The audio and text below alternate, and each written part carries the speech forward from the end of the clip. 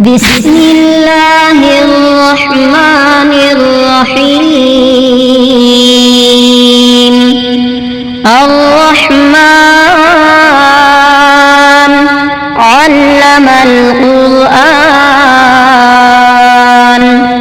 خلق الإنسان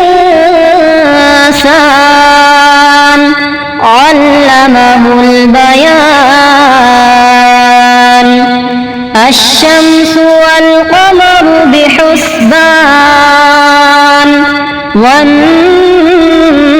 والنجم والشجر يسجدان والسماء رفعها ووضع الميزان ألا تطغوا في الميزان وأقيموا الوزن بالقسط ولا تخسروا الميزان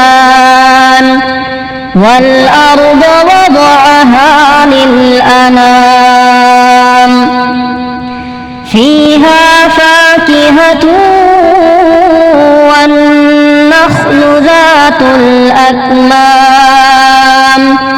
والحب ذو العصف والريحان فبأي آلاء ربكما تكذبان خلق الإنسان من صلصال كالفخار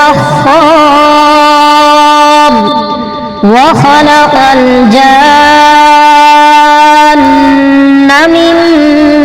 مارج من نار فبأي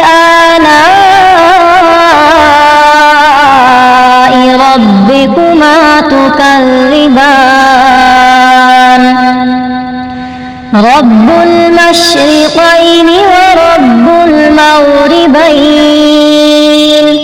فبأي آلاء ربكما تكذبان مرج البحرين يلتقيان بينهما برزخ لا يبغيان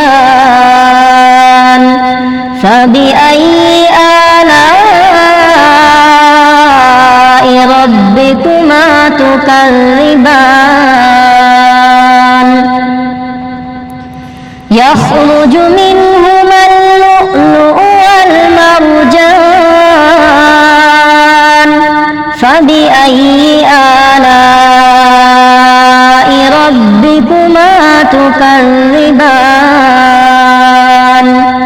وله الجوار المنشآت في البحر كالأعلام فبأي آلاء ربكما تكذبان صدق